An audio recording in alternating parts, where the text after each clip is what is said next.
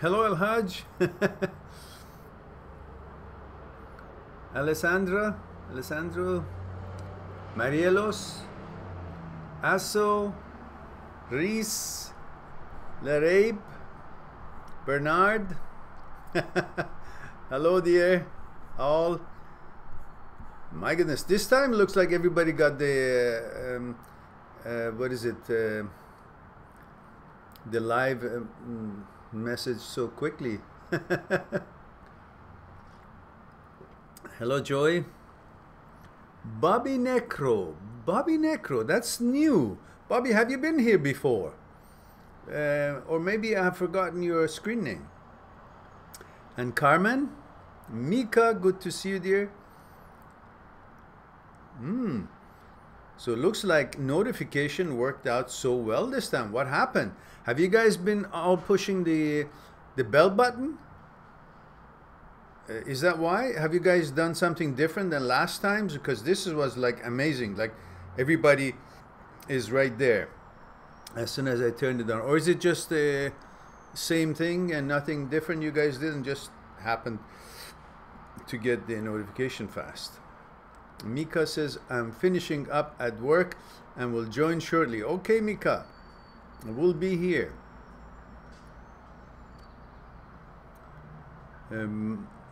Bobby is in Facebook. Bernard.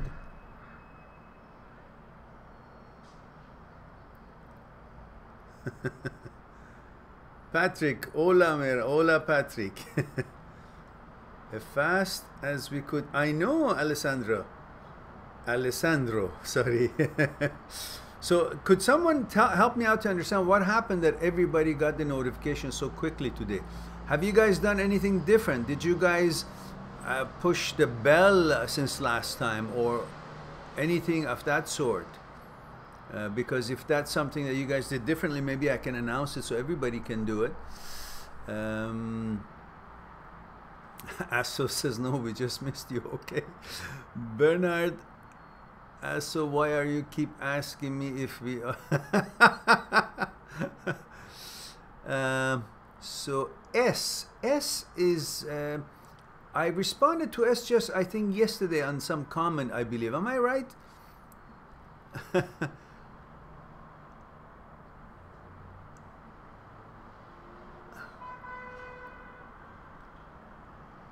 The bell. Bernard says the bell. Okay. Good. Lottie, the bell. I didn't do anything different. Don't, Carmen. Probably you had pushed the bell anyhow, no? Larabe says, definitely hit that bell icon hard. Okay. Patrick hit the, okay, so it's the bell, the key. Now we know why sometimes you guys get the notification fast and sometimes you don't, because many of you had not pushed the bell, but this time you all had, and that's why we get a nice difference. Good. Thank you very much for letting me know. S says, yes, that's me. Okay, good. Elias says, in Italy it's 22:53 p.m. I think it's just the right time, space for everyone. Oh, good. Asso is getting aggressive and encouraging everyone with love to hit the bell. I think that's what that message means.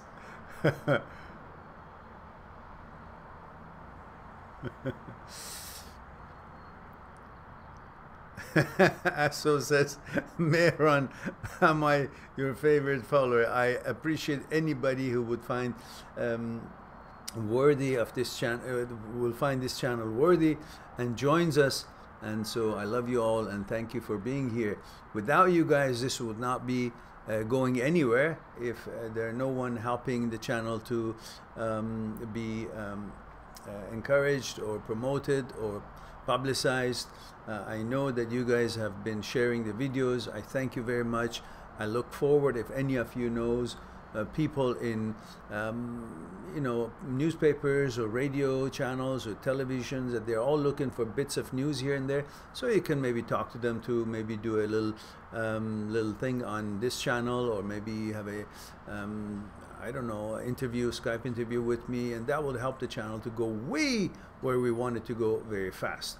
So if you guys have such connections, please use it. I certainly appreciate it. And S says in UK it's 10 p.m. David says, hey, it's no longer 22 from the David says it's no longer 22 from Dallas, but it's 23. Well, congratulations. Happy birthday, David. I wish you a wonderful year and years of health and happiness.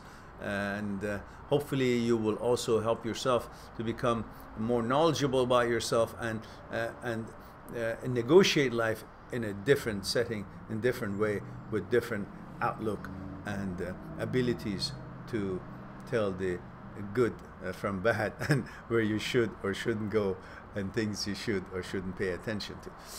All the best for you.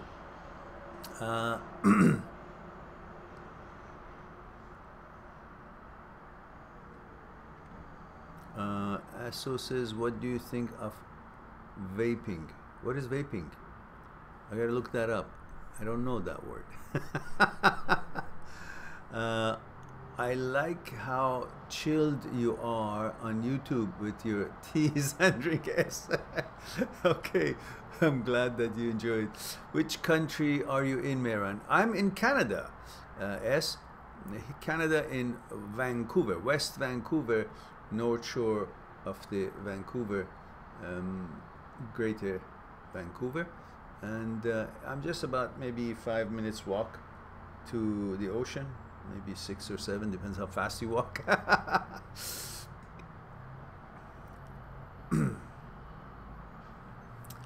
Let me just check this word here.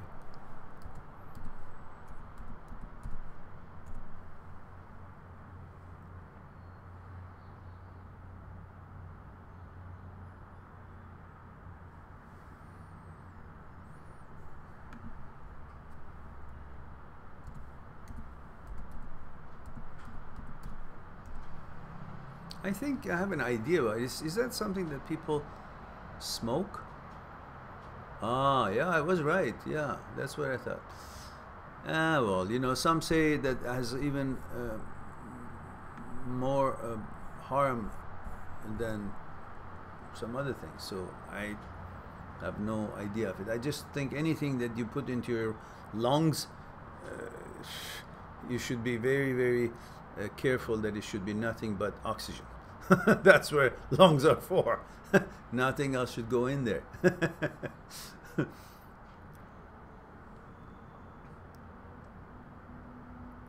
Okay, David, yes, I get it. That's wonderful, thank you. And Asso is saying, what do you say to anyone calling other girls bitches? I say, don't say that. What do you want me to say, Asso? It's not a complimentary word, that's for sure. Carmen says, Mehran, saw the guy I was dating at dancing today. You go dancing during the day at work hours? That's the question that we should focus on, I guess, Carmen. What's going on? What do you do? I know he saw me.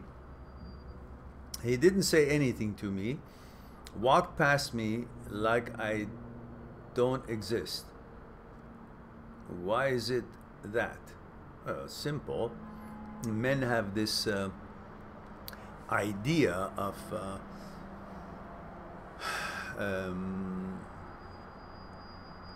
caveman behavior, which is in our genes. We can't necessarily help it. We feel like we are the best of the best. We are the man. And every one of us thinks that way. And especially when it comes to women, we think we are a better choice for her than anybody else.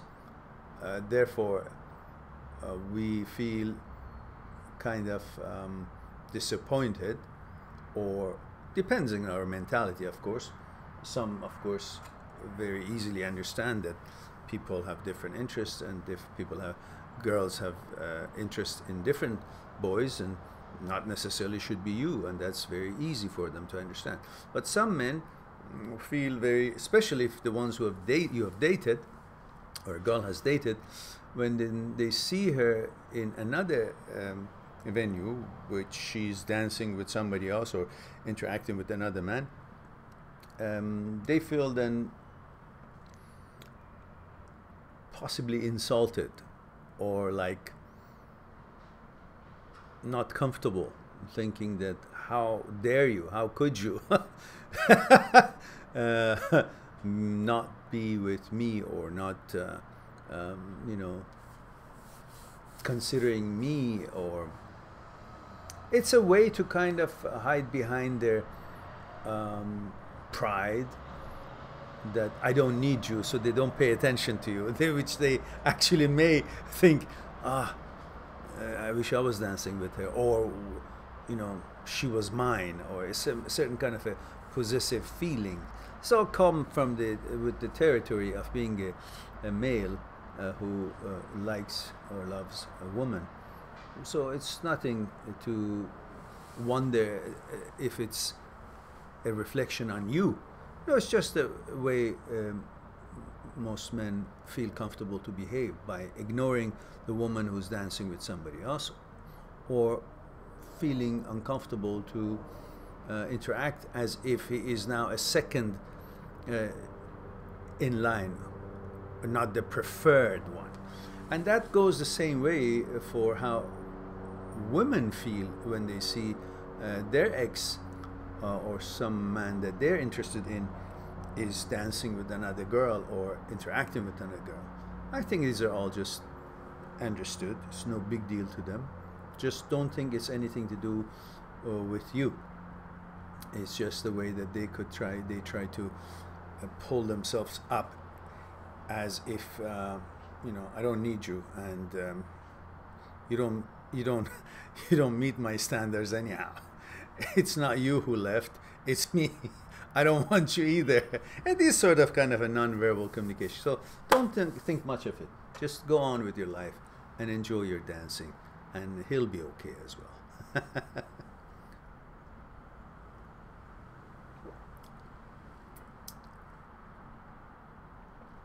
S says, oh, Canada, nice. I'm in London, UK. We had a heat wave today. Really, it's pretty chilly here. Alper, the hero of the day. Hello, Alper.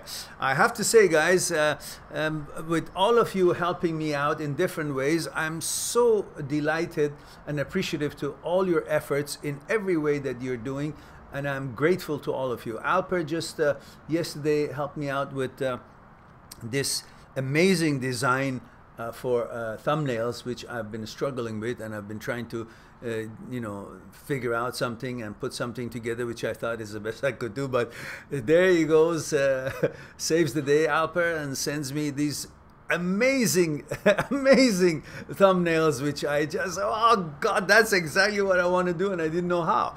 So he's helping me to way beyond words. He's helping me to have all the new titles, all the titles on the new thumbnail. And once it's done, which when I do my homework and get all those short thumbnails, titles listed and send it to him, he's offered and graciously offered to help me out and put them on those thumbnails, and then he'll send them to me and I'll put them to work. So hopefully as soon as I can work it, we'll eventually have all these thumbnails, all the 900 or 800, as many as we can, look decent. And I'm so grateful, Alpa. Thank you very much. I appreciate it very kindly. It's a show of kindness and appreciation for sure.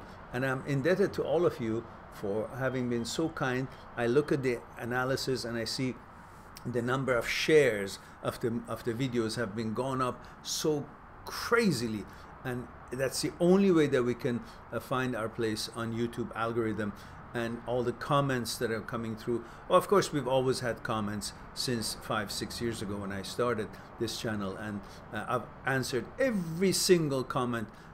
Just yesterday I found one which was from a year ago, and I hadn't responded, which I did respond, even though it was late. I apologize, say, oh, I missed this one. So most of the, if not all of the comments have been answered, and I really appreciate every individual's help, especially sharing the videos that you like on your social media, and it's been very helpful.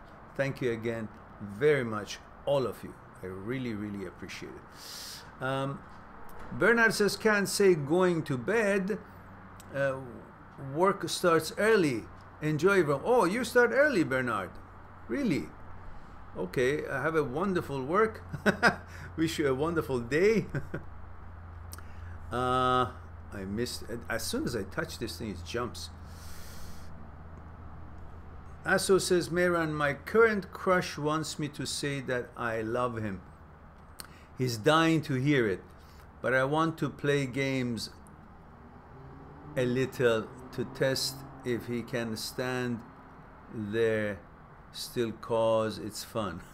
So he pulled away lately, not replying. Well, there you go. When you delay the sandwich to a hungry man, eventually he dies. So you better get that before it's too late. So maybe that is something that you might want to consider next time. You know, if you love somebody, you know, look, you love somebody, say I love you. So what's the big deal? It's not like it's gonna diminish anything from you. It's something that you may regret that you never said, or something that you would regret that you ever said. But either way, at that moment, if you think it's called for, he or she deserves it, then you just say it. No big deal. Who are you holding it for? When are you holding it for? It's a word, it's an emotion. You feel it inside you, so what's the difference? You feel it inside you, so the truth of it, the fact of it is there, but you just want to cover it by not wording it. But the truth is there, the emotion, the feeling, the frequency, the energy of love and what you feel is there, is extended whether you want it or not. So all you're worried about is the image, is a pretense. So it's okay if I have my sandwich in hiding where I'm not supposed to eat, but it's not okay if they see me eating. The act is the same. The act is being done. If you believe it shouldn't be done, then you shouldn't be eating it even if you're hiding. Nobody can see you. But if it's okay, then who cares? So if you understand that, then if you love someone, well, the feeling is there, and the extension of the emotion and frequency and energy is already happening. So what are you holding back? Let her know too, or let him know too. So it'll make a whole day different for both of you. Who knows, it's not going to last much anyhow sometimes. So why don't you just enjoy it while it lasts? Lottie says,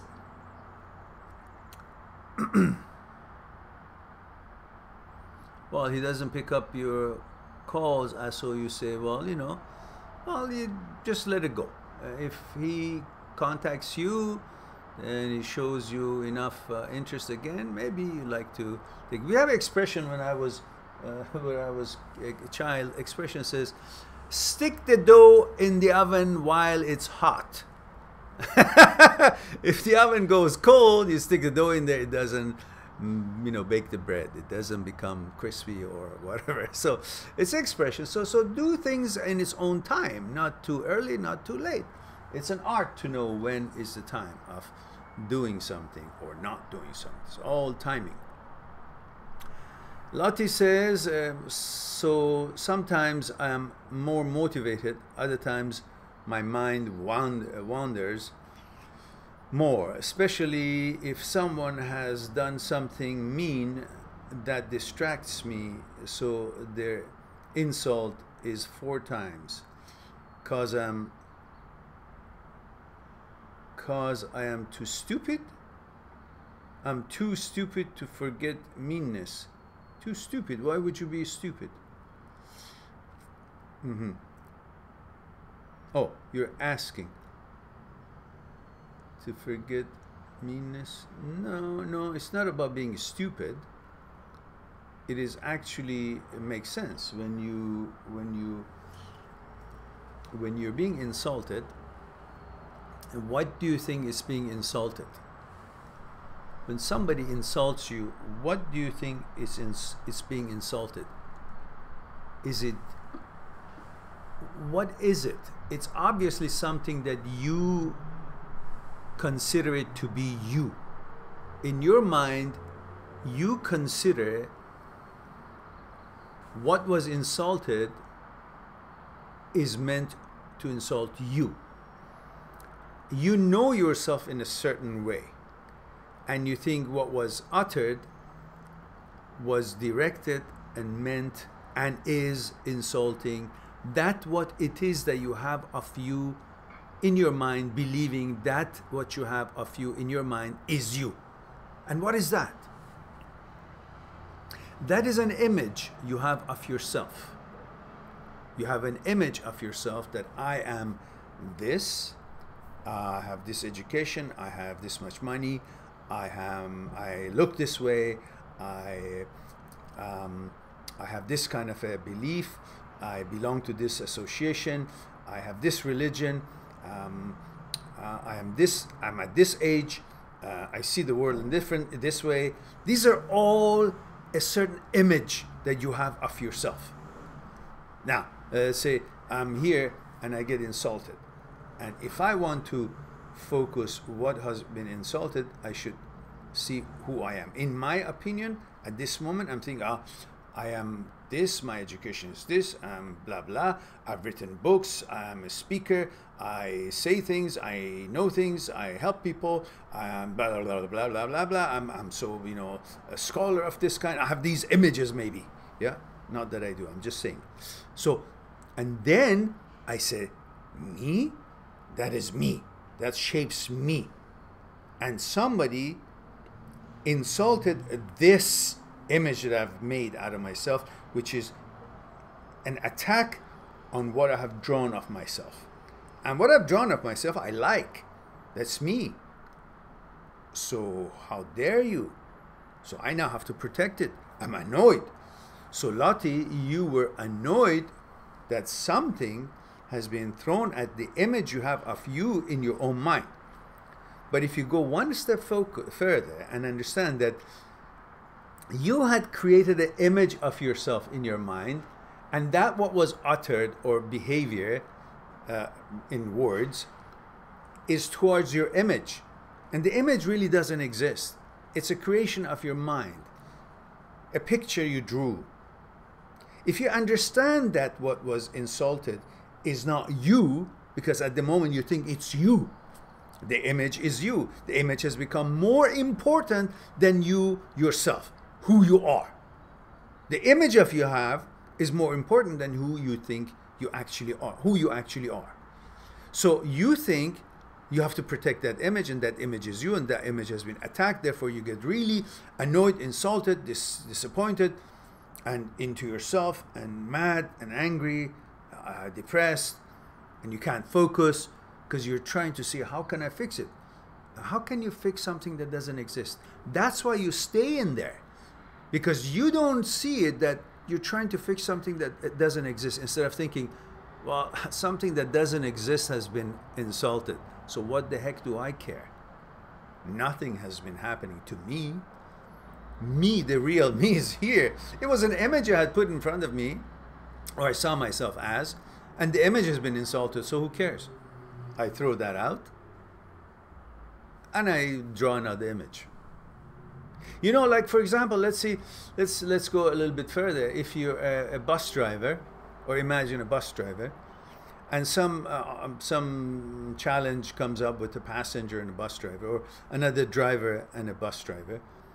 A bus driver doesn't think that it's been something has been interacted towards him. He thinks He's a bus driver. I'm driving this big bus. I am responsible for this many passengers. I am important. How dare you to come into the image that I have with the responsibility that it represents. And he gets pissed off because his image, his standing, his role in the society has been attacked or affected or undermined. Not himself. If he was just himself, he would say, hey, look, I'm down to earth. Who am I? I'm nobody. I'm just as body as you are. And so no big deal. You say this and you say, I'm sorry, that's it. But a police officer, if it's being insulted, if he's just thinking of himself as one who doesn't have the image of the police officer, he's been individual. He would deal with it differently. But when he thinks, oh, I represent this image of authority, and that's what I should think I should protect, and then he becomes not in contact with the real people, and he loses his own reality, and then he overreacts on some cases, which is really nominal, but it becomes personal to him. Or many other situations that everybody, according to their professions or who they see they are, has an image, and they interact with other people or people who are having some kind of a conflict with them, according to being the representative, defending the image, protecting the image, rather than dealing with the situation directly through themselves. And that what is happening. And the image is in between them, and it's like image is looking at him. Something is looking at him that is being attacked, so he's now trying to save the image to look good in his own mind. His watcher, his consciousness, is actually watching his thoughts. And because of that, he's trying to attempt to stand out by being expressing some kind of a pride in the image that he has. And it goes overboard by protecting the image, which doesn't exist. So if you can learn a little bit about these things and then realize that I don't want to have an image. If I don't have an image, I won't be insulted. Because what has been insulted? Me, who consider myself in a certain way, have a certain image of myself in mind, think in a certain way about myself in my own mind. If I don't have that image, what are they insulting? Doesn't change anything. I'm still me. But when you think you are the image, then you want to protect the image. But if there is no image, you don't give a shit. Just go on. I hope it's something to ponder for you on that question. Emmanuel says, have you ever thought about having a pet? Oh yeah, of course. I love horses. I think dogs are great. But it's kind of, when I actually think it through, I say, oh God, dogs are like children who never grow up. I always have to do what needs to be done for them. And that means lots of time and effort and energy.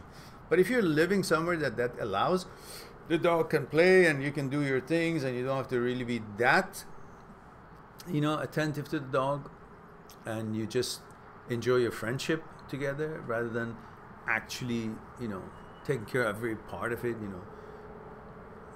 all the bathroom goings and all these, so it's a responsibility to have a pet. It's not just like have a pet to play and be pretty. Okay, no, you got to clean it, you got to take care of it, you got to feed it, you got to run it, you got to play with it.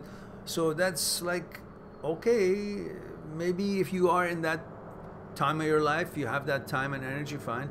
But if you don't, well then it has very good things about it, but it also has responsibilities. So you got to consider all that before you commit yourself to something like that, because they will rely on you. The pets would love you, want to see affection from you, and if you don't have that patience or dedication or time in your life, then you shouldn't. They will also feel sad if you are not playing with them. They become depressed. Carmen says it was 8 p.m. here at dancing. Oh, I see. Oh, yeah, yeah. That's right. That's right. That's right. Time zone. It's 11 p.m. now. Oh, I see. I see. I see. Okay, then. I guess I did respond to it. And yeah. Aso says also he wants me to be his one and only, and that's pressuring me kind of cause I want to be free. Like he is also so jealous over things and would be asking me about everything, thinking I have other guys and so on. Okay, yeah, okay. So it's what you wish. However you see it works for you, that would be your decision, I'm sure. And Aso says, so he came and said, we are done. You're playing too much, Aso. You have lots of guy friends, and I don't want that. I'm sad a little, but I see he has no right over controlling who to talk to.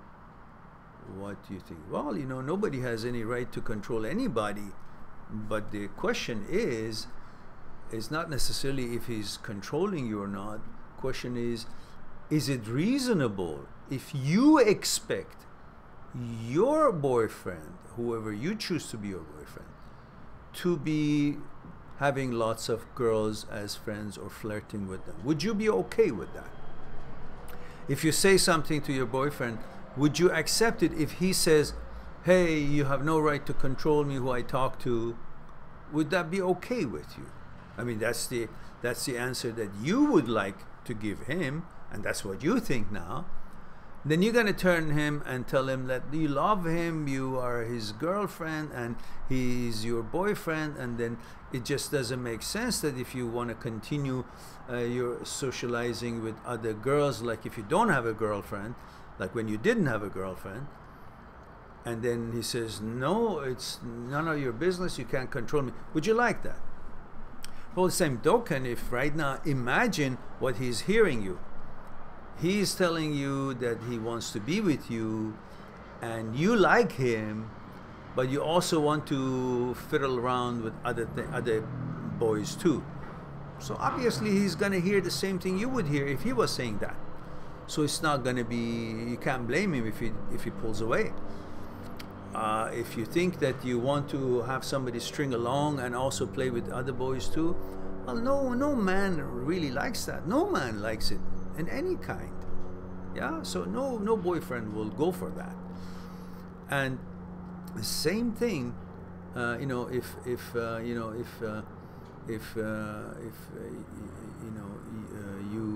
you like a boy and he says, okay, you know, I like you, and okay, you're my girlfriend, but I also want to you know, just do things without you overly, and just always be with other girls as well, and you kind of feel like, oh, what kind of a relationship is this, right? So you got to be fair. You know, it's not about that he doesn't have a right to tell you. That's right. Nobody has a right to tell you or anybody, tell anybody what to do, what not to do, who to talk to or not. But where is the reasonability? If you want a relationship to work, well, you got to also be willing to be in a relationship. You can't say, well, I want to be in a relationship, but I want to stay out here. It's like saying, I want to be in the pool and swimming, but I don't want to go in the water. Well, okay, but let's go swimming, you say. And you say, okay, let's go swimming. So the guy jumps in the water, and you're standing here, says, I want to swim with you, but I don't want to go in the water. It doesn't make sense. It all has to make sense, both sides. So what you expect, it also should be what you offer. Eventually, you're going to find a guy that you want. And what do you think if he's going to say that thing to you? So you better kind of figure it out. What are the pros and cons, right? All right, now let's go to the ones that I have missed here.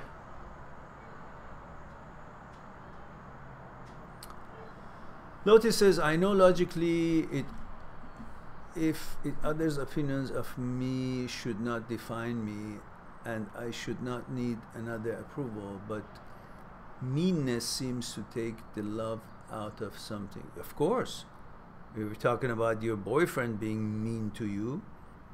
Well, that's not acceptable. It's not acceptable anybody to be mean to anybody. So we're not talking about meanness. Well, you know, you have a choice, and that means you simply disregard these people and walk away and don't associate with them. That's how you can simply, what do you do when you have a bushel of apples and, you know, there are a bunch of them good and a bunch of them got worms on it, a bunch of them are rotten. So you separate them, you throw the rotten ones out and you take the good ones. So people who insult you or mean to you, you walk away and don't associate with them. And then they either get the message and they come back with proper behavior, or you just simply got rid of something that wasn't good for you. And that's good. That's right.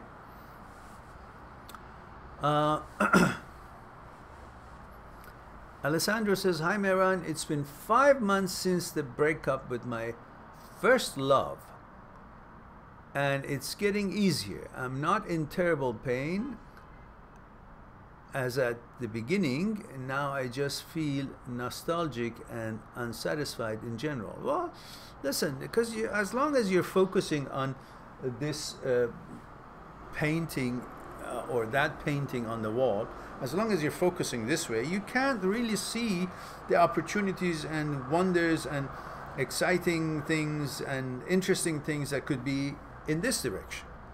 So you're constantly focusing in your mind about that relationship, and you're wondering why you're dissatisfied, because you're not really interacting with the other things that are out there for you to interact and get to know and grow and, you know, experience. You're always trying, but in your mind you're saying, oh, so who do you think, what kind of energy do you think you're extending when you're talking to a girl? And let's see, are you a boy? Yeah, understand. When you're talking to a girl and you're constantly thinking about your ex-girlfriend, what do you think? You think that person doesn't feel it? You think you are only communicating with your facial expressions and words?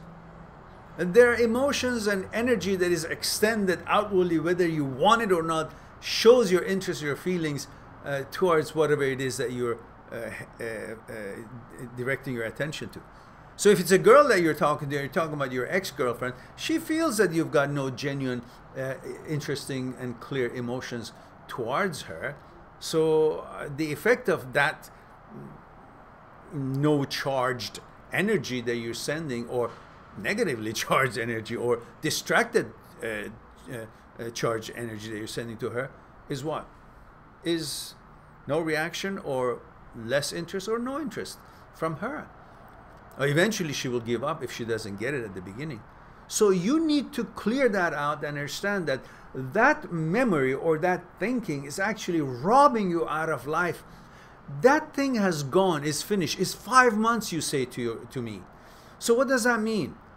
Something that you know it's lost for 5 months, you're still going to be looking for your bicycle when you see and you want to get another bicycle or another car or another horse or another, I don't know, whatever it is. I'm not trying to, refer to people as horses or bicycles or whatnot, but trying to deliver something. So what are you going to do? It's 5 months. It's, you know, it's not there. It's not coming back. And it's not happening. It's broken up and you're fine with it.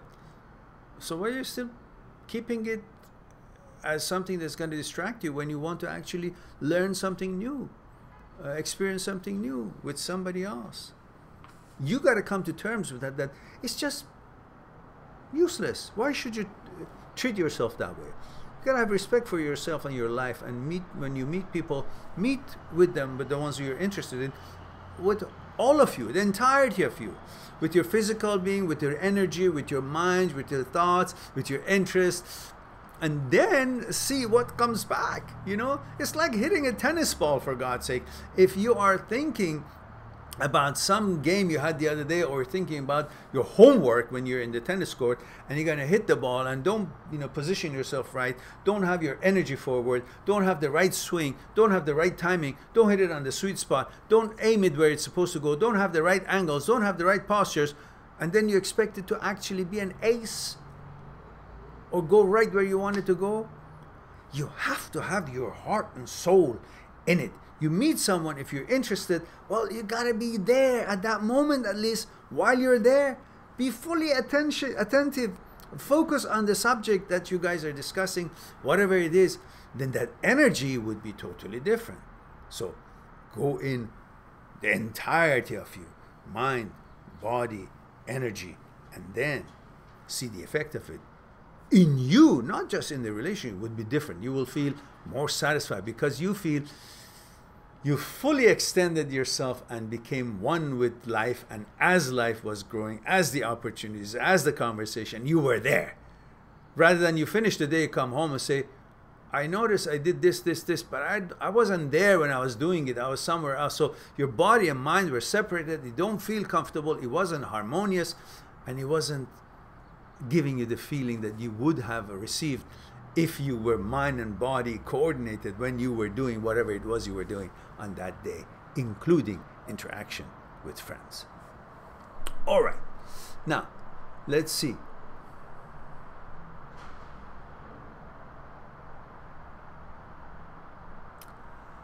Elhaj says, I'm 23 from Minnesota. Thank you very much, Elhaj, for letting me know, because I do forget how old people are when we talk, and that helps me if I know.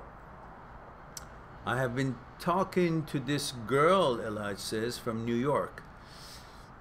She loved to be on the phone with me, but hate to FaceTime. She don't call if I want to FaceTime. I only saw her once on FaceTime. Do you think she hiding something? I don't know.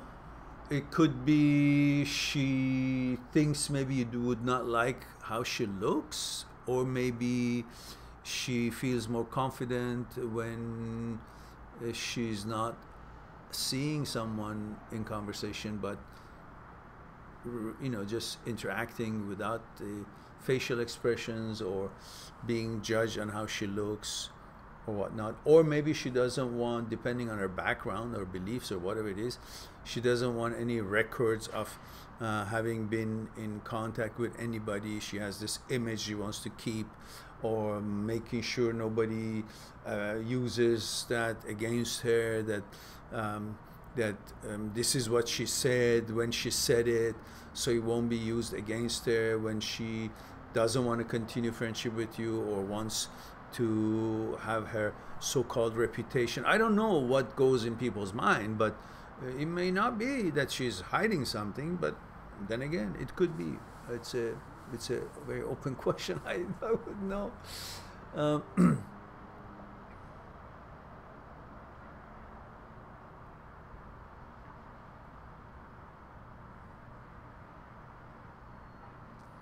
Also says how to deal with passiveness, possessiveness, and jealousy with crushes and boyfriends.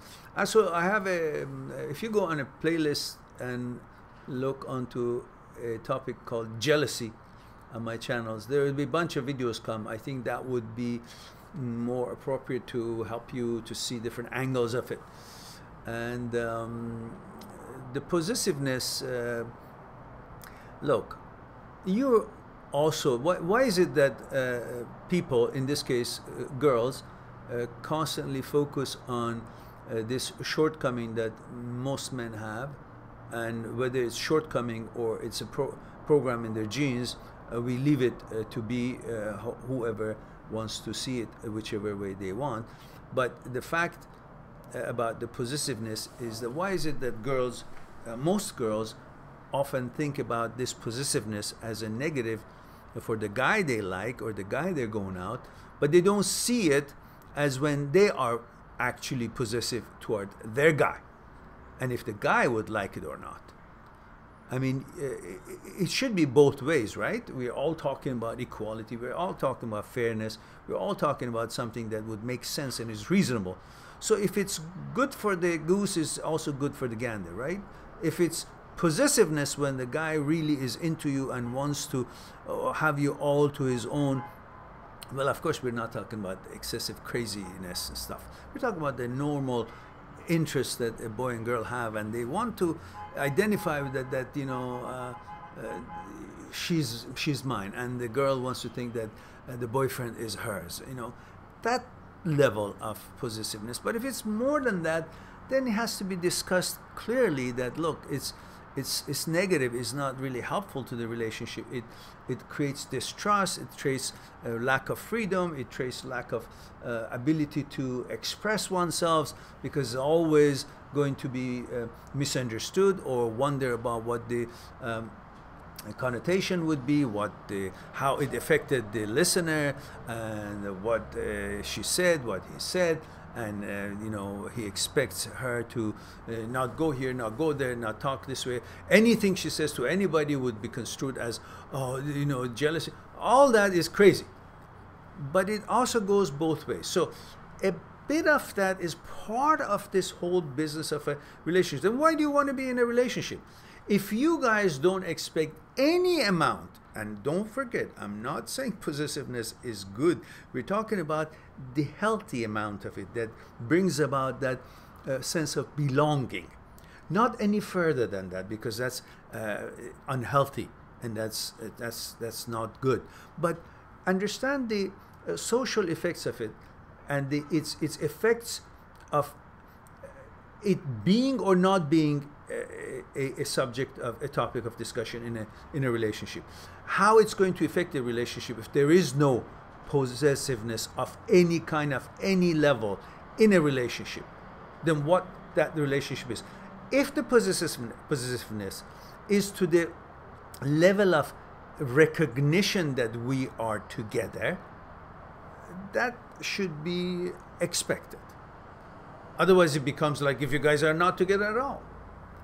But if possessiveness goes beyond that and wants to dominate the behavior and thinking and talking and places and freedom of speech and expression and all that of the other person, well, that's crazy.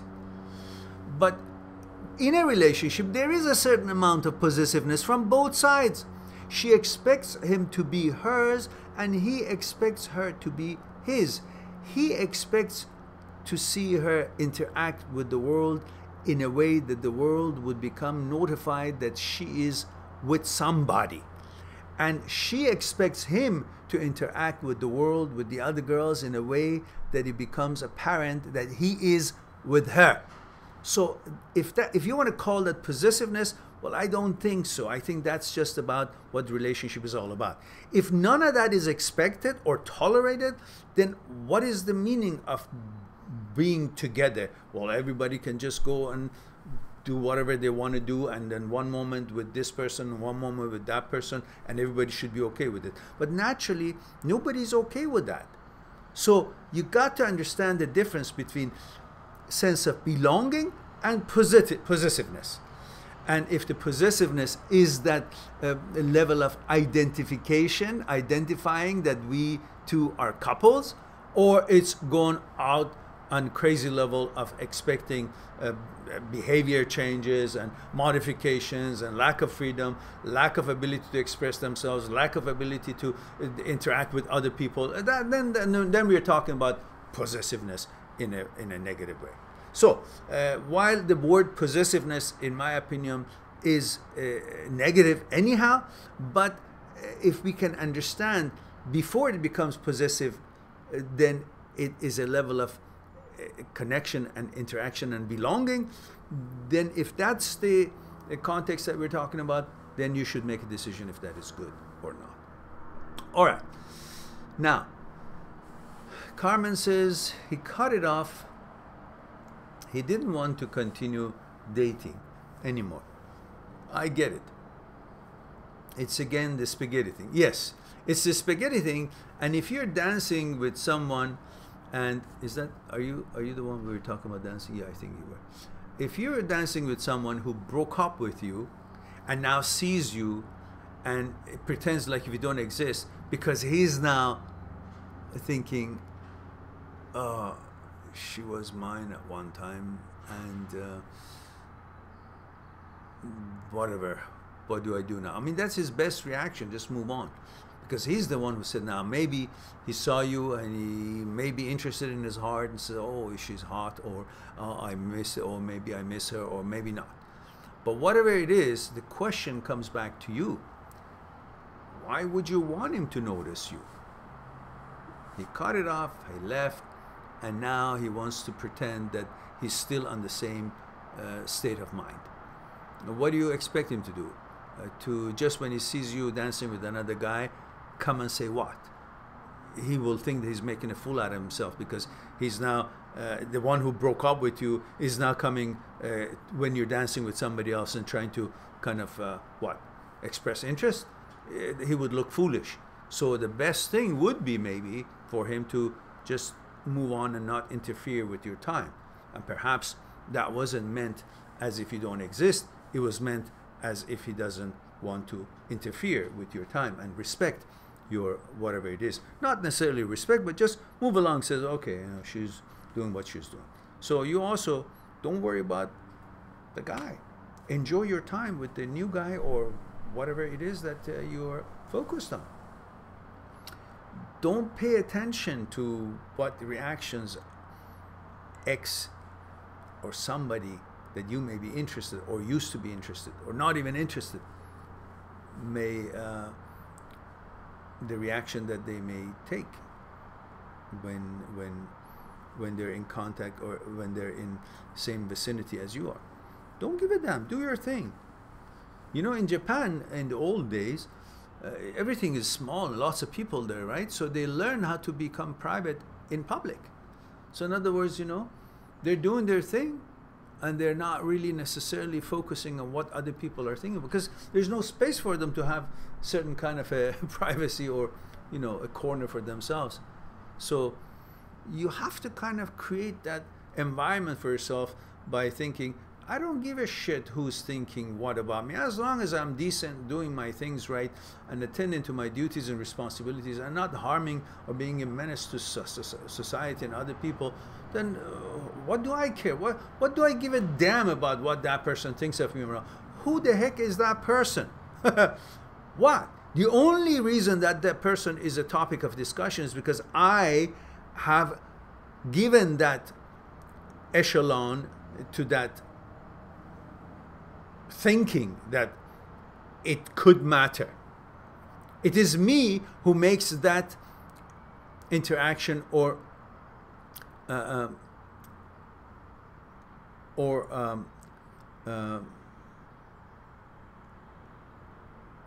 thought of others to become something of notice. Otherwise, that what they say by themselves has no meaning, has no value, has no nothing.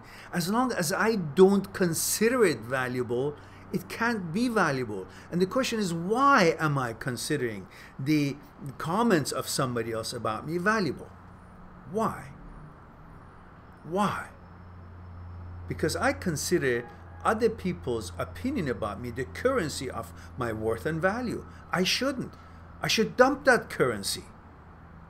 Because that is not how the worth and value of my person, of the value of my life, the value of my being, my center, my entirety is going to be coined. Who the effing is that person that suddenly his or her words or comment about me, opinion about me, makes me worthy or unworthy?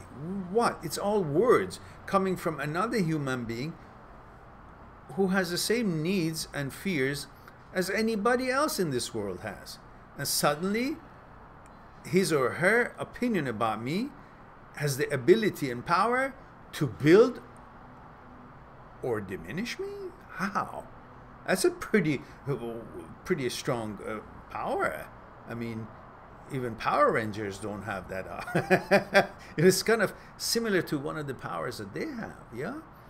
So it is us, in our mind, accept the fact that other people's words about me would mean something. I am giving it meaning. Don't give it. You are the boss. You are the center of this whole transaction. Consider that transaction null and void, and don't accept that as a currency of value to set the worth and value of you. Then you're free. Do not see people as money. meaning don't see them as valued opinion. Don't see their opinion, not people. Don't see the opinion of people as money, as value, as currency, that you now have the need to get it in order to feel more. Understand that that is not representing, their opinion does not represent currency.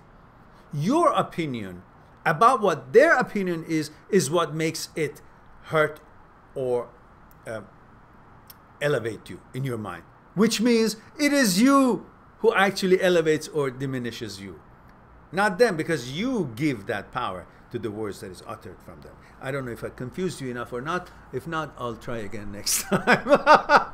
Otherwise, let's move on. Okay.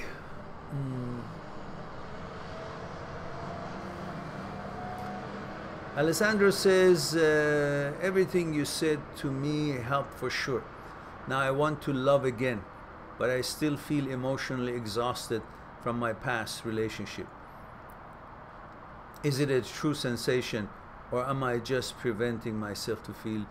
You know, it's true as long as you focus on it. Remember we said life is an illusion, because we talked about the thoughts and all that so forth.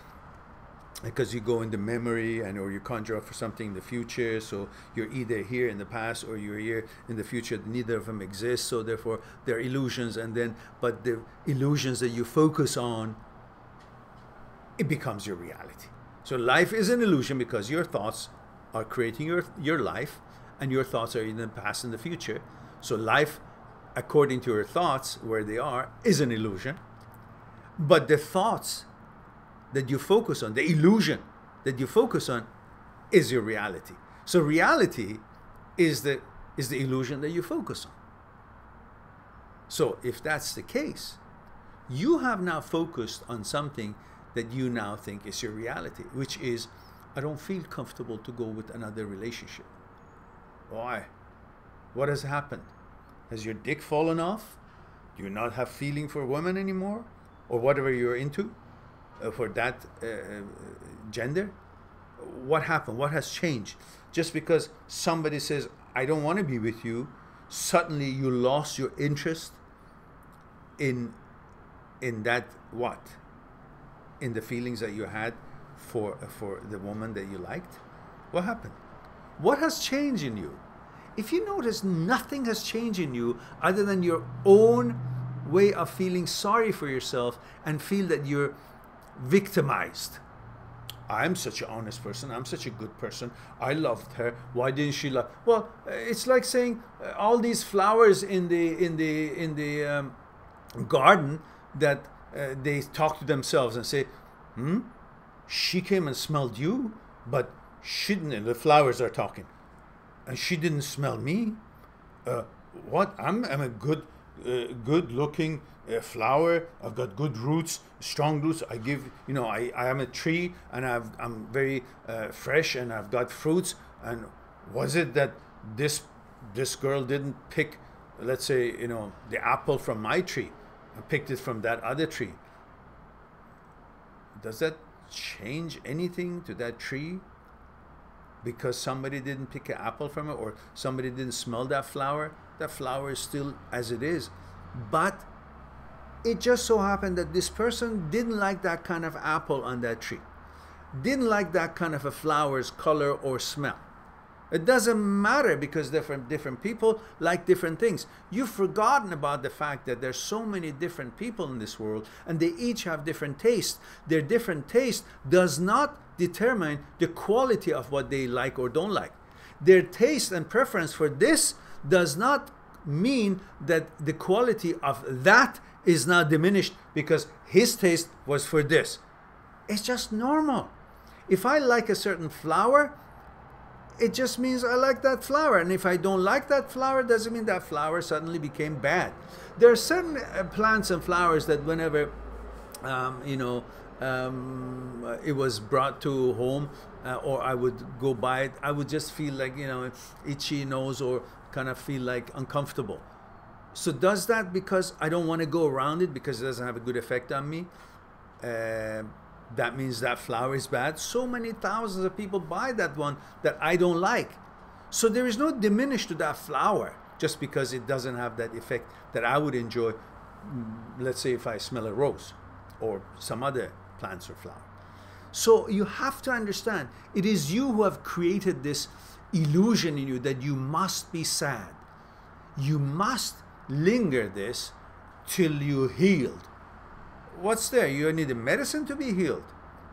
Or you're sleepy, you need to have 6 hours, 7 hours sleep to feel energetic. I can understand that.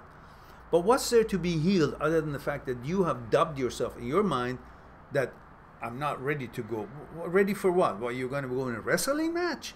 That you got to practice and be fit? What are you not ready for? Not ready to be yourself? To interact with the woman and talk to her and see what she likes and what things you have in common and what you like, to let her know and discuss about things? You're not ready for that? You're not ready to be excited about a beautiful woman in your taste that you see? You don't think your body will react according to how your genes are put together? It will. It's all you thinking that you shouldn't. Why? Because you may think it's a sin if you break that whole feeling you had about that girl. You have to keep her high, because the higher you keep it, then you're still high in your mind. Because how could you accept that one thing that you have chosen is no longer in the top of your priorities by having said to yourself, I don't give a shit about her?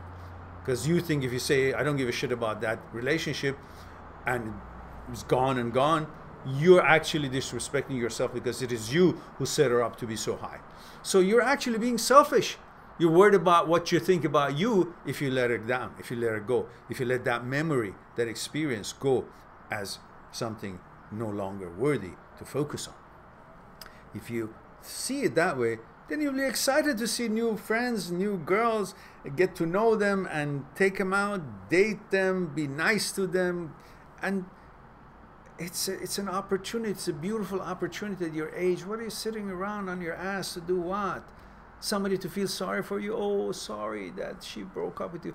Who the fuck was she? Whoever she was, at one point you guys were together, and then it didn't work out. So respect that. Let her live her life. Have a good feeling about her. Extend good energy towards her, and extend good energy toward yourself, and go on and find another girlfriend, as she has the right to find another boyfriend. See it that way, and you will not feel victimized or expect some special attention, and you will be ready to enjoy getting to know new friends and new girls and to interact with them. All right. Let's see.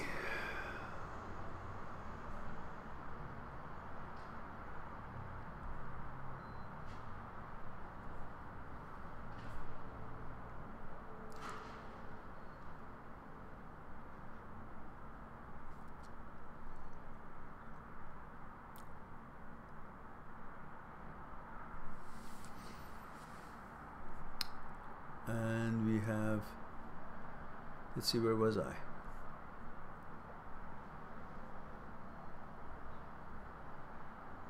Ooh, where did it go?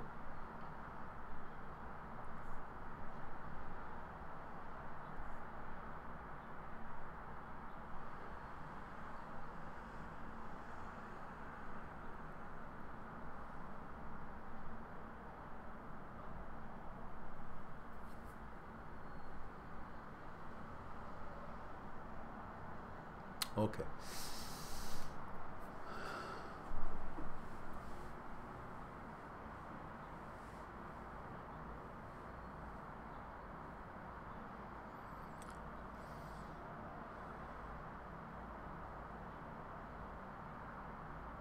What rejection from other girls because my self-esteem is still not rock solid. It should be.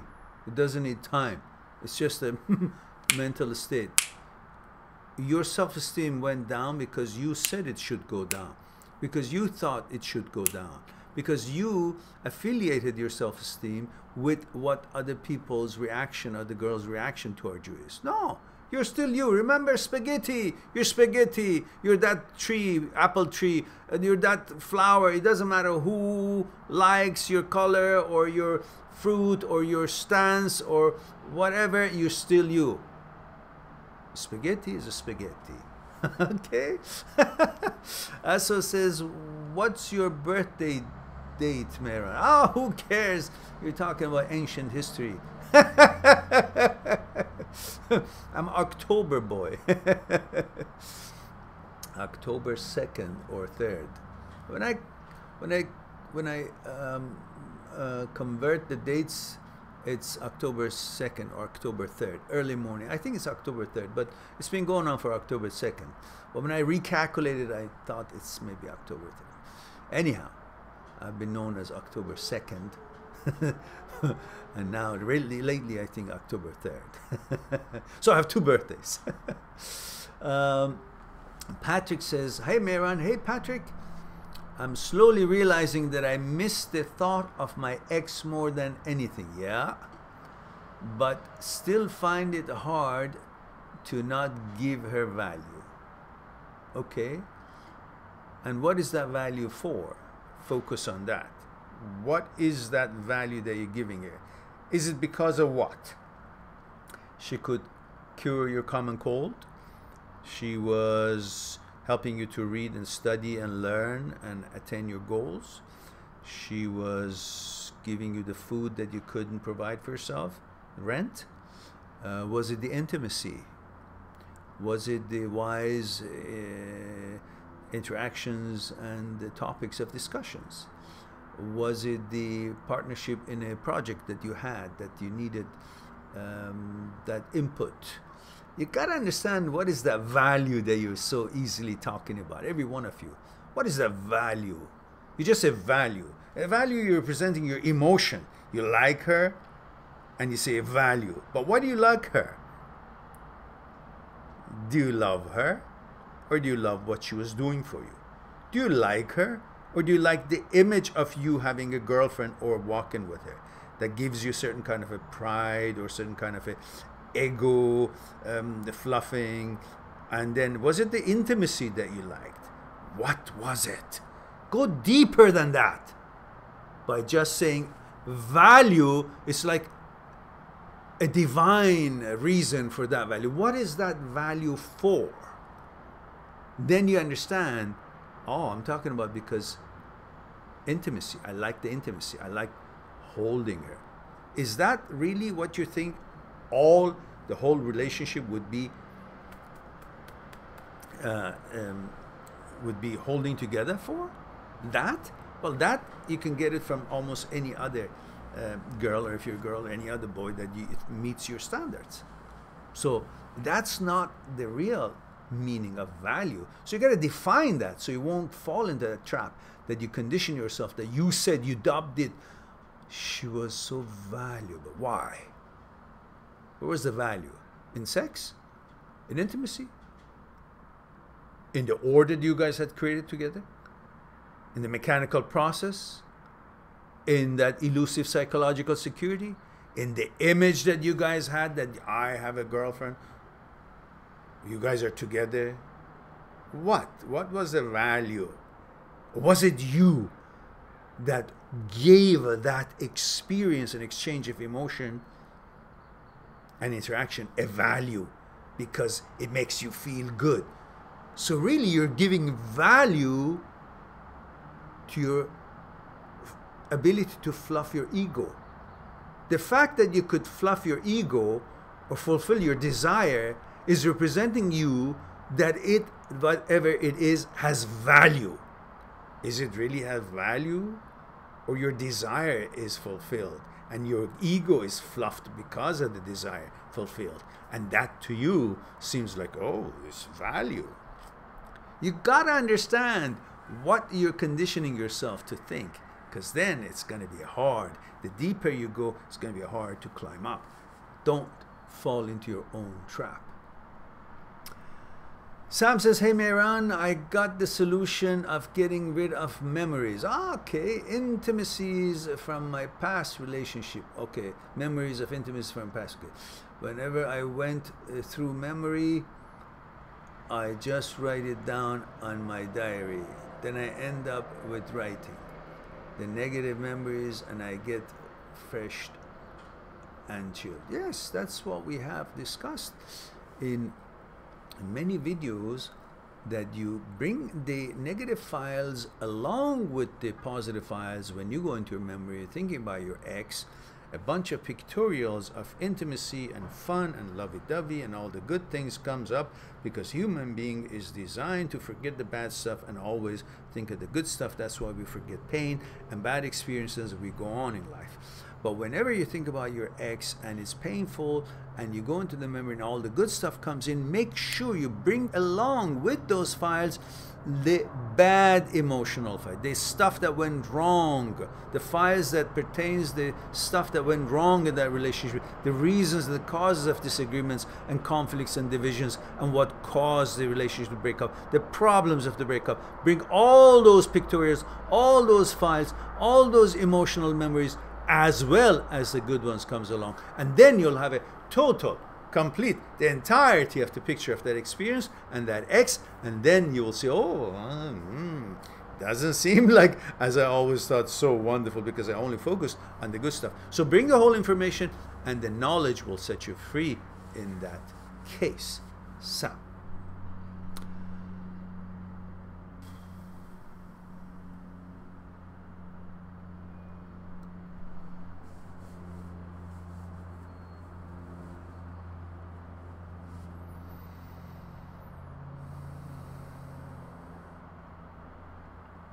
okay, Alessandro, don't make it too big of a deal. It was a relationship. It's another, just an experience. And you go on. It's not the end of the world. Don't make it like if it's, oh, broke up and now what?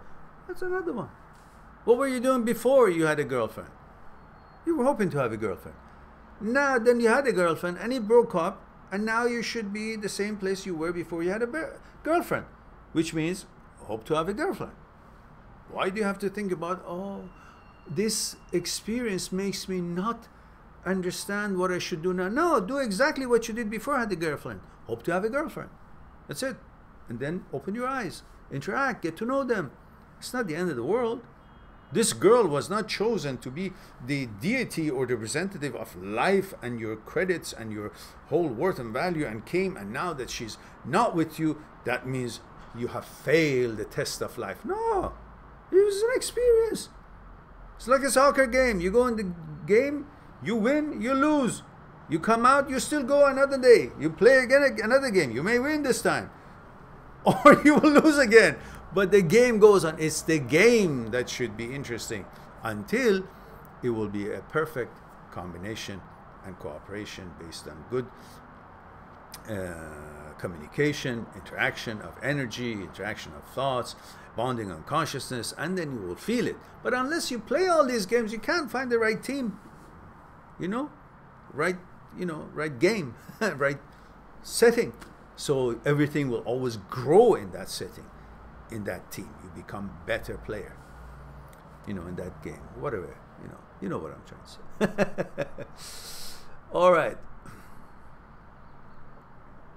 Patrick says, when someone you loved leaves, does it mean you're actually not compatible and it will never ever work with them? Who cares? Why do you care? Why do you guys think one person's relationship or result of a relationship experience or opinion about you, or like or not like you, or be compatible or not compatible with you, would mean anything other than the fact that go on to the next and see if that suit fits? Would you go to a store and put one clothes size on, and if it doesn't fit, would you then say, oh, this means I have failed in being able to wear clothes? No, it just didn't fit. The style, the size, the tailor, the whatever it is, that the fabric, it wasn't suitable. It was itchy. You had to take it off, and it just, because it didn't fit with the material, feeling, or size, or the style, or the cut, it doesn't mean that you're not worthy of having a wonderful, perfectly fit and elegant suit or clothing, whatever, your dress on. It just means go to another store. Go to the next rack and see what's there. Would it fit you or not? But when it comes to relationships, suddenly when somebody breaks up with you, you think that was the judgment of that I am not worthy to be in a relationship with the next girl. Do you see how illogical you guys can become? We all, at one time or another, been that illogical. When we broke up with our girlfriends, suddenly we thought the world has come to an end. Because you're hungry to fulfill your desire and fluff your ego with that. We are conditioned that way. But if you let go of that, let go of the images that makes you feel good about yourself off, live with no image, you'll always be perfectly as you are. And you'll always go on when you don't find the right size clothing suit in that store. And there are other places. All right. And then it says, or if with time apart, when someone loves you, leaves, and you mean you are actually not compatible. Okay. When someone you loved leaves, does it mean you're actually not compatible and it will never ever work with them? Or if with time apart and knowledge, can both parties rebuild stronger again? Who cares? You are changing as time passes. She is changing as time passes. The two are changing. So if you guys were not compatible right now, because you could be on a different stage of life and growth and advancement, and this one, then in the future, you may actually catch up with each other's level of connection with the nature and life and wisdom and experiences, or may each again have grown to a different level, which would still not work. So that remains to be seen. Who knows? So nothing is forever. Everything changes all the time, and that is something that is part of the fact. But waiting for something to change when you don't see when or how and the path of it, it's useless when there are so much other opportunities there. It's like you're sitting there for food to come to you, and they're gonna distribute food to everybody, and then food runs out and you haven't gotten food yet. So what are you gonna do? Oh, well, it is possible that they will find more ingredients to cook food, and then someday they may eventually bring me, and I will get to be one of the ones who gets that food. Is that what you're going to do? Or you're going to get off your ass and go to the next place that they're serving food and eat your food? And then if you happen that this food, they made some more food here where you were denied, and then somehow they make some more, and then you may actually see if it's now you still want that food or not. That's another thing. But in the meantime, go on, get your food somewhere else.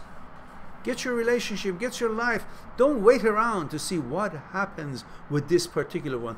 There is no magical thing in this particular one. It's just that at this moment, you had this interest. And you can be sure that that interest that you're so hung up on could also change. And at one point, you may not even want this girl because you would be changed.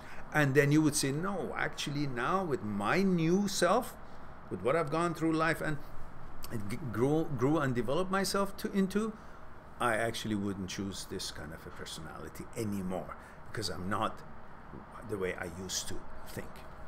That's also possible. So why is it that you think if somebody broke up with you, oh, you have to now always think that that would have been something wonderful? No, you could have actually grown out of it and say, oh, I don't want that. So might as well.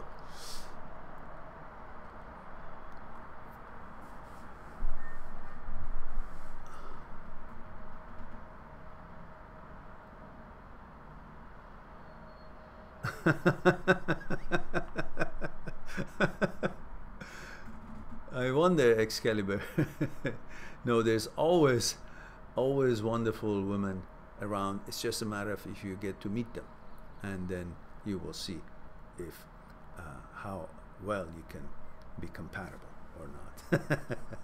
It's not like you go buy groceries. You gotta be careful in your selection. Okay.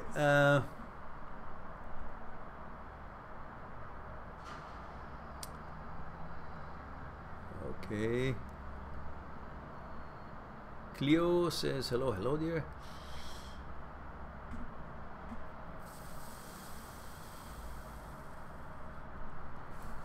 Mehran, Aso says, Mehran, with all the questions that I ask you, deep down, I don't want to get married. I'm going to regret it, although I want to have kids. So you want you to keep your cake and eat it too. So you want to have it and at the same time eat it. Well, you know, eventually you gotta start thinking differently. Well, there would be eventually a relationship that you would like and the one that you want to be committed to, and then you will have your children. But at the time, you know, I guess you can just see what comes your way. Alessandro says, Mehran, you are wise as wine. Okay, I didn't know wine was wise. I thought anybody who drank wine got drunk. I look forward to book a Skype session with you. I really appreciate you, man. My pleasure. Yes, for sure. You can go on my site, mind@seekstruth.com, click on Talk to Me for consultation, and then you'll have your choices of packages and so on, see what works for you, what your needs are, and then you know, the system will send me a notification and you will be able to choose 3 choices of time and days, and those time and days come with me to me, and I'll check and see what works for me as well. Then I'll Skype you, because your Skype address would also be part of your information you will provide. Then I will confirm, we will confirm together what works for both of us out of the choices. All the times, guys, are Vancouver time. All the times are Vancouver times. And the ones who are going on my site, mind@seekstruth.com, and purchase the ebooks, remember, when you click on the ebooks, read what the page says, because once you click, then there's going to be a link sent back to you. All right? And look for that link. And some of you, very rarely, 1 or 2 people in the whole, 3, 4 people in the whole 5 years, send me that, I can't find the link, I can't download it, because you're not actually looking at where the link is. It's all explained there. So please do pay attention to that, so it will be easier for you to find the link and download it. And if you had a problem with it, then you know, you can always send an email through the system, and of course I'll be more than happy to check it for you and either send you the link or send you the book on email, so you will be able to use it. However, if you notice, the email is very clear. It comes to you as when you pay for it, a receipt comes, and on the receipt there is the link. The name of the book is the link. I think that's how it is, but it's written there. So read it, please, so it will be convenient for you and you won't put through a difficulty in that experience. So that's what you can do, Alessandro, and we will then explore the topics that you're concerned. And Alessandro says, man, you really motivate me and healed me this period. Okay, I already purchased 2 of your books. Good for you. And they are great. Good, I'm glad you enjoy them. I just want you to know that you are a great and genuine person, Mehran. Well, thank you. I appreciate that. Can't wait to put this good karma you gave me back in the world. Good for you. Delighted to hear that. Now, Zahin says, hello, Mehran. Hello, Zahin. I have seen one of your videos regarding betrayal, and the explanation of yours gave me some internal peace. Good. Looking forward to forgive my ex one day, to move the grudge completely. You know, just do it like this. Honestly, what is the grudge for? What is it going to get you? What is it going to get her? Other than some bunch of negative energy you create internally and some kind of negative energy you put out to the universe and nature, which will just go and find its way in haywire. It just doesn't go anywhere. It doesn't help anything or anyone to grow and develop. So what is that waste of that energy? And mostly you're actually bothering yourself when you hate someone that you really don't need to. Just understand, she was your girlfriend, and wish her well. She's just another human being here and trying to learn and experience this universe, this nature, this life. You don't have to tell her, just say, hey, no problem. I wish you well. I want you to be happy. And I'm going to be happy myself. We had an experience together, and it was nice, boyfriend, girlfriend, and okay, it didn't work out because we are put together consciously in our consciousness level differently, and we have different experiences, different expectations. That's the beauty of this world, so many different things, and we just got to be aware that if things are not the way compatible with us, we just need to understand we move away from that rather than thinking, oh, even though this is not compatible, but it has some pleasure, so I want to stick with the pleasure and forget about non-compatibility, and then be sad that it's not working out. Well, listen, you can't pick up a fruit from a tree which has all these thorns and cuts your hands, and you can't even hold it and you can't even bind to it, but constantly think, I want it, because when you get over these thorns and things that cuts you and tears you apart, inside is sweet. It's like saying, well, it wasn't working, but you constantly think about the intimacy or the goody lovey-dovey or the few experiences that you guys had wonderful together, and I don't know, you went on a date and she was beautiful to you and you were nice to her and you guys kissed. And if you just think about these things and not think about the actual thorns and the things that wasn't really compatible, then you will think that you're really missing something. But if you really focus on, gee, for that sweetness inside that fruit with all that thorn and cutting me to pieces, I really prefer to have an orange and something, a kiwi, or I don't know, a passion fruit or a prickly pear. I mean, that's the extent of it. And there's so many wonderful, delicious things. Why would I want to think only about one part of this fruit? Why not the entirety of it? Then I say, no, it's not for me. I don't want it. Not that I can't reach the fruit. I don't want it because that thing is really the entirety of it when it's considered not something I would be having a good experience with. If you think that way, then you let her go. You wish her well and let her find her match. And you're going to find your match. What's there to forgive my ex? Forgive for what? What she has done? She liked you, then she didn't like you. So what? It's not a crime. Don't make her to become somebody who's been evil. It's a human being. It wasn't put on this earth to commit to you and serve you. He was here, she was here. She found you, you found her. And you guys, were okay, like that fruit before he got the prickly parts and thorns because he was just, still not on that stage. And then eventually, when he got the thorns, it was hard to get into the sweet part. Then you got to let it go. And you guys were okay at the beginning of a relationship. No thorns, no nothing, all lovey-dovey. But when it became difficult because conflicts and divisions and differences of consciousness, then it becomes that prickly and thorns and all that, and you got to let it go. And that's okay. She wasn't meant to be your instrument of pleasure or to be committed to you on this earth. She's another human being here to experience it, and that experience with you and you with her, it just had its own challenges. And then let her be, and you be too. There's so many other things for you to learn and experience. No need to wait for someday to forgive. Forgive what? Forgive yourself, forgive her. Forget. Wish her well, wish yourself well instead, and go on. I hope you will take that to heart. In turn, you can have your life back right just now. Good feelings.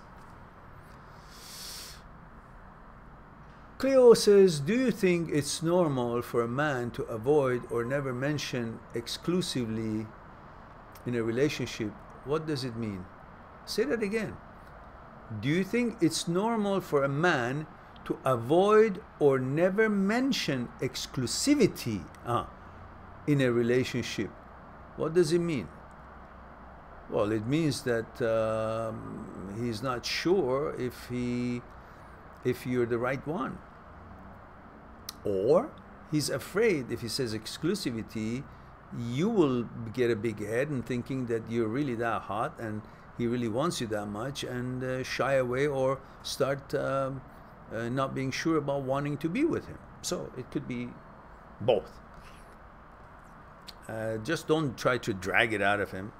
You can maybe eventually at one point, and tell the guy that, hey, listen, what do you think about exclusive relationship? Or you say, some people at a certain time, they figure that they know each other well enough and they can make a decision that they could be exclusive or not. And you can say, do you think we are, I'm thinking when we will be in that place. Are you there yet? Something like that. I don't know. You figure it out. Nasra says, hi, my dear Mehran. Nasra, 20-year-old. Hello, Nasra, dear. Atlantic City, New Jersey. How everything doing? Well, we're doing good. We have been having a good conversation and tea. It's great day here where I am at. Wonderful to hear. And I'm glad that you're having a good energy and feeling good. I'm glad that you could join us. Joper says, me and my girlfriend broke up a month ago. I feel like she's bad for me, but still think about her almost obsessively. Yeah, of course you would. I find that some of the things I do is for her to feel bad about ruining the relationship and that she screwed up instead of moving on. What should I do? Nothing. Stop thinking about her. Stop blaming her. Stop thinking she ruined the relationship or you ruined. It takes two to tango. It just like the taste of a food. You guys liked it for a while, then you didn't, and then you go on, and maybe someday you will again or not. Doesn't matter. But stop blaming her or blaming yourself. It just was a relationship. You guys both meant well, and it didn't work out, and then you realized it and you moved on. That's it. Don't hold her responsible. She's a human being. What do you think she is? She's there just to, make everything work. It was you two. Both of you made things work, and both of you caused that things didn't work. And that's okay. It's normal. Relationship has both things in it. Working and not working. It's part of relationship. It's not like it works. It's not called it works. It's called relationship. And in a relationship, sometimes things fit, sometimes don't. Sometimes fit at the beginning, then separate. It's like a suit. You buy it, it's new, it works, it looks good, and after a while it starts falling, the sleeves start falling, the buttons start falling, then you eventually have to go and change the suit or have it repaired. If it's not repairable, then you just simply give it to somebody else to use it. Who's less fortunate can't get a new suit or repair the suit and give it gift somewhere else. So in other words, wish each other well when it doesn't work and go on. Don't make it so difficult. Life is not an absolute thing. We're not living in an absolute universe. It's all relative. Many things can be this way or that way. So says Mehran, your live videos are my before bed story. Okay, dear. El Haj says, when a girl promises, hey guys, have you clicked on the likes? Everybody, before you guys leave, click on the likes. Make sure. Because we need the algorithm. Remember, share the videos that you like. Remember, we're trying to create a presence on the YouTube. And thank you for that. Elhai says, when a girl promises you something and doesn't do it, should we use that against them, like not call them again until she calls? No, she promised to do something she didn't.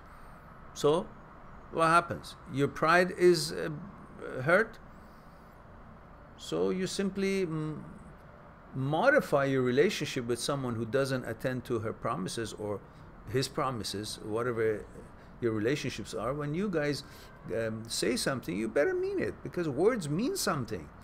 Words are representing us, who we are. And the actions to our words is actually make sure that we are seen as we want to be seen. Or we just say things to create a good image, but we don't follow it up, then the person says it's full of shit. Is that what you want? So if she understands that, then she's mature enough. She doesn't understand it, then maybe you gotta, you know, simply modify it. And then when she tries to bring something that she expects, says, listen, you know, I wonder if that standard should be just for me, or is it something that we both should be focused on? Remember that promise you made me? You never really did. And I didn't say anything, but I just don't want you to think that it's only up to me to, you know, comply with my promise. I mean, fulfill my promises. It should be a two-way street if we want to have a good relationship. Otherwise, you know, we will just, you know, fall apart. You know, whatever. The distance will increase.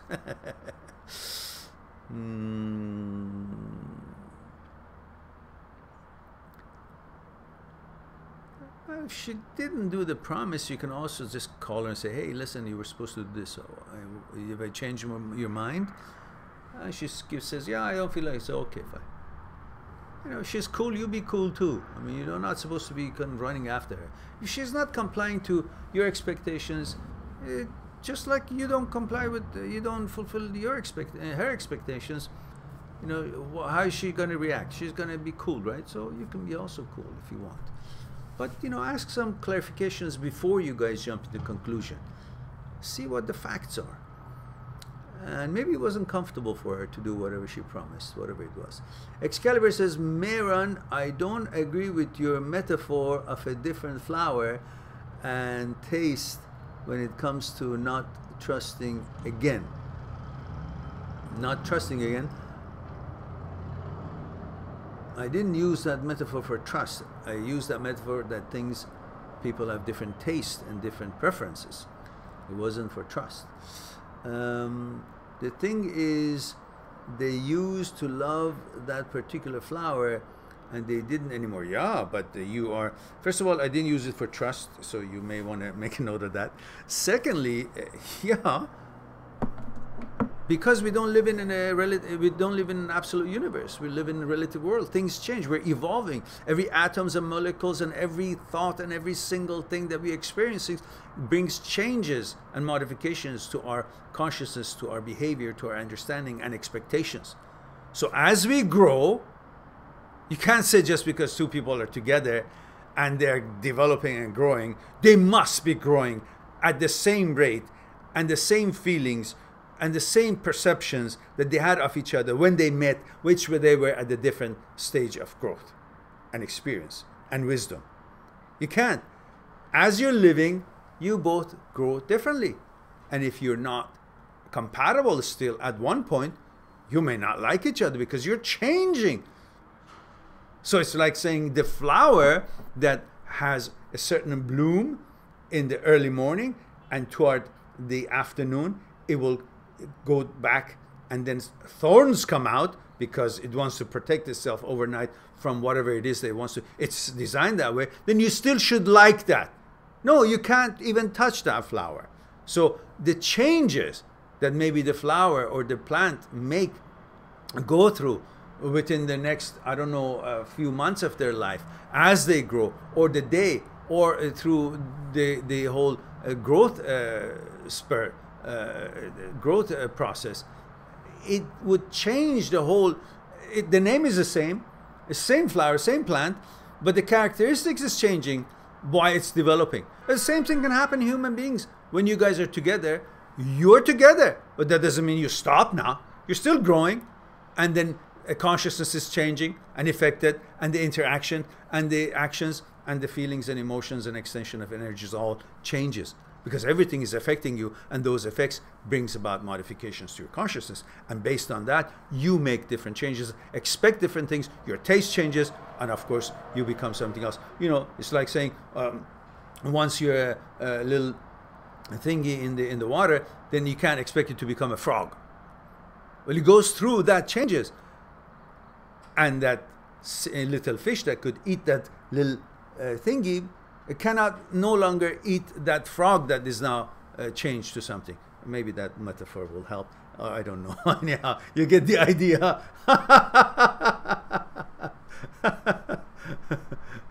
You know, you may feel in trust, yeah, it is possible, that's for sure, but that's a different topic.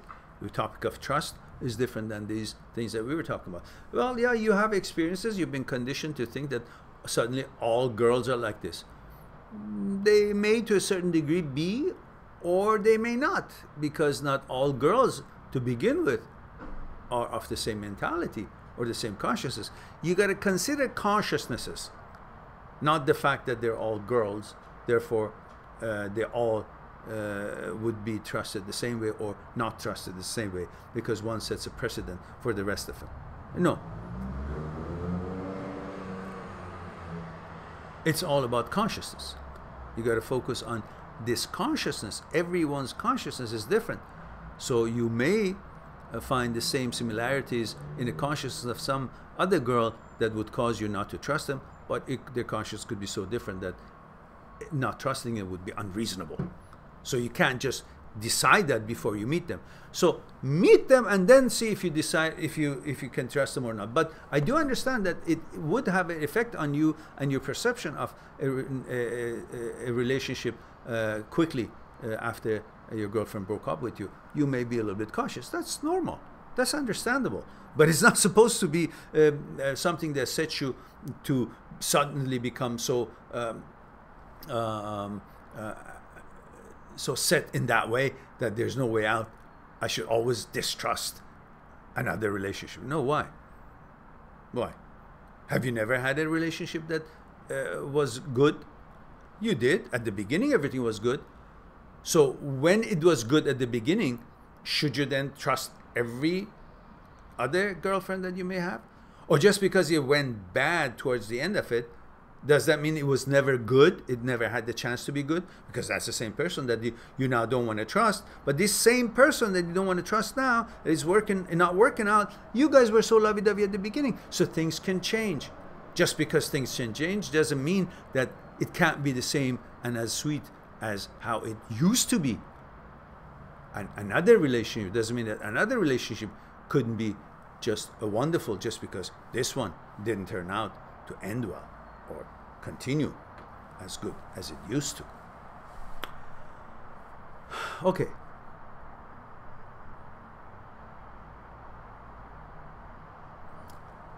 So says, what is the spaghetti thing? Oh, it says, I'm now hungry. And she says, I love you, Mehran. Okay, I love you too. Thank you very much. I love all of you. Thank you for all the wonderful emotions and kindness.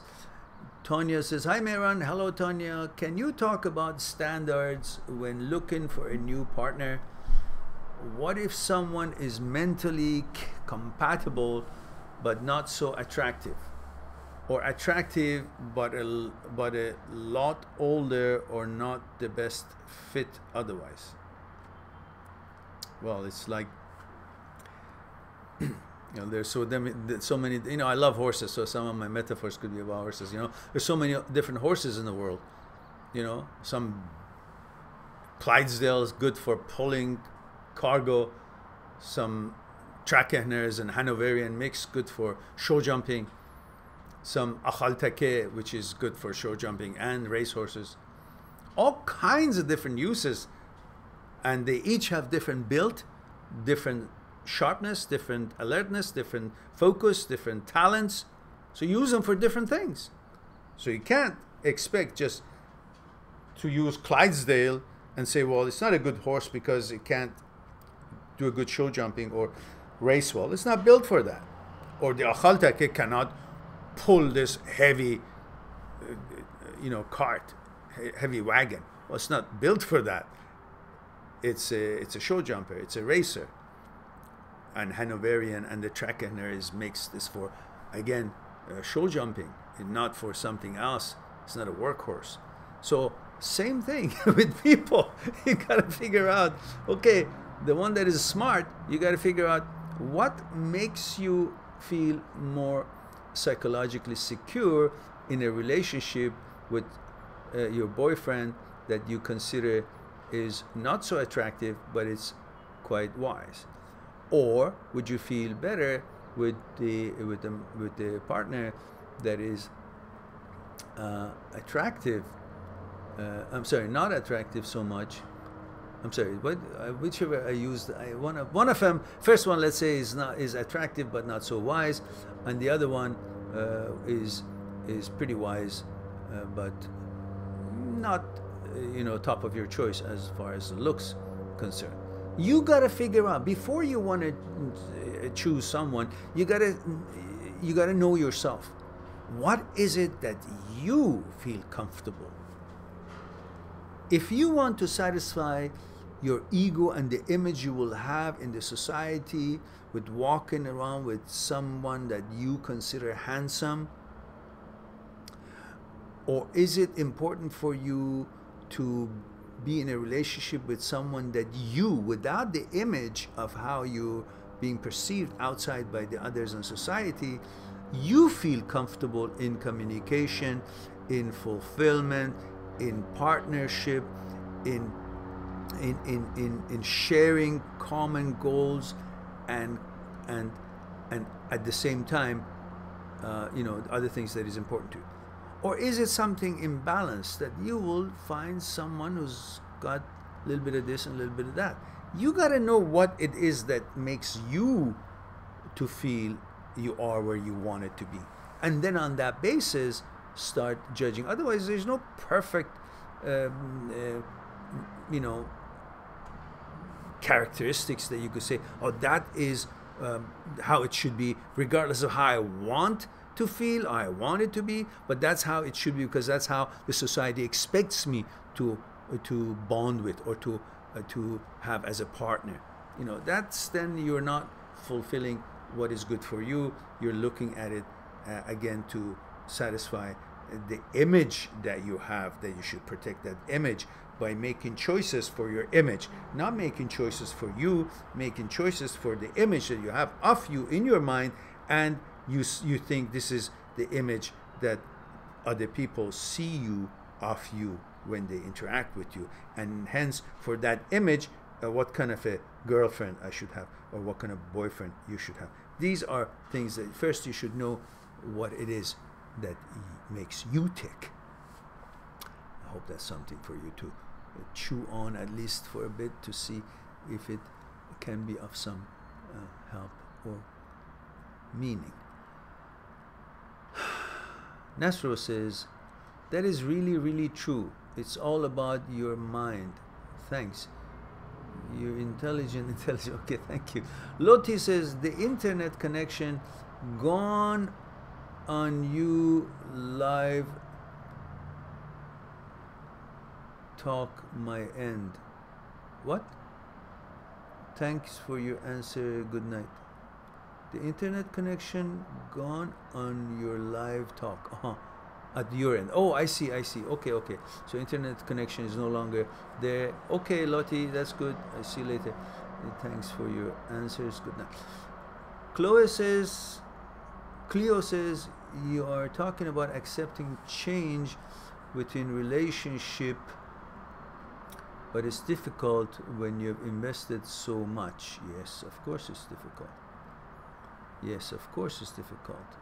But we go through relationship, and while we're going through it, we think everything is staying constant in the other person, and you think they should be affected because of the experiences or the events that you guys shared or you experienced or went through, that she should be affected or your partner should be affected the same way you've been affected, and therefore it would still be evened up in understanding and expectations. But it doesn't. Each person is affected differently by the events, by same events. Each person are affected differently according to how their consciousness was put together to begin with. So what bounces back to bounces off them, it's going to be having a different angle, different elevation, different trajectory, different reaction, different characteristics of that bounce, of that reaction. And that's what we should focus. If you're bouncing a tennis ball to a wall, it comes back in a certain angle and certain poise and certain velocity and power. But if you bounce the same hit and with the same way that you hit it to a trampoline that's is installed like a wall, but it's a trampoline, it will have a different reaction to the same ball. So the same happenings in life affects you and your partner, while it's the same event, in different ways, because you each have a certain platform, certain plateau, certain characteristics of your consciousness that is interacting with that event. Therefore, the results would be different, and then the changes that it makes in you, in your consciousness, would be different. Therefore, you guys become different, even though you were so compatible at the beginning. These are all things that one needs to also consider. It seems better not to invest or become invested in a relationship. What is the best way? Well, you can't not be, you can't not get wet and still swim. You can't not invest in a relationship and then have a good relationship or expect it to be better than when you invested and it still didn't go well. So it will still, it will go not well right from the beginning. So it's part of that the relationship, having a relationship, is to invest in it. But also expect that this investment is not necessarily an insurance that it's going to go well, because you are investing in something that is dynamic and it's always changing, growing, and it's being influenced and being affected by different elements in different ways, even though the elements could be one. You know, it's like let's say a person and a child, or two person of different size or different strength or different fitness level. When the wind blows or a storm, one of them could withstand it, one of them could be flying by the same wind, but it just not within the same, it's going to affect each one of them different, not within the same effect on both in the same way.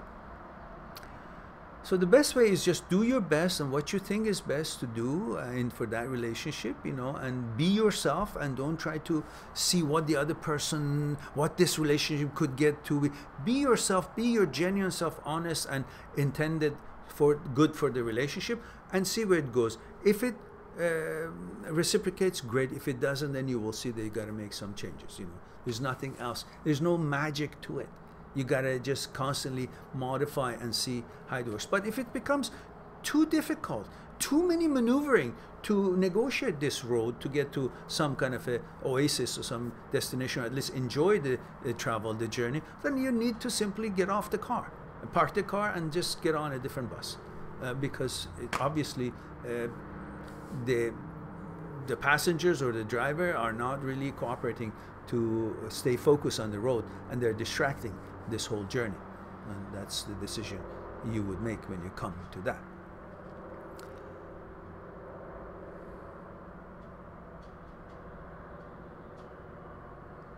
Okay, Excalibur.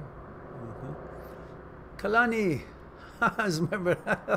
Aloha Kalani. Mahalo. Good to see you. Excalibur says, for the moment, I'm still cautious in my relationship to not cross that investment line. Okay. And Excalibur says, minimal investment, that won't hurt much if it doesn't work. Okay. Yeah, Cleo says, okay, I'm going to just get off the car. Lol, thank you. Okay. All right. Yeah, you got to make sure that the car has enough engine power and safety things, and also good brakes when it's needed. Okay, guys, it looks to me that we have had a good chat, and I hope that you guys did push the click of the like button, so it helps us for the recognition in the YouTube system. And wish you would continue sharing the videos that you like on your social media and help the channel to grow. I love you all. Thank you very much for being here, and I appreciate your time, and hope to talk to you soon. And be good to yourself, to the others. And until then, bye for now.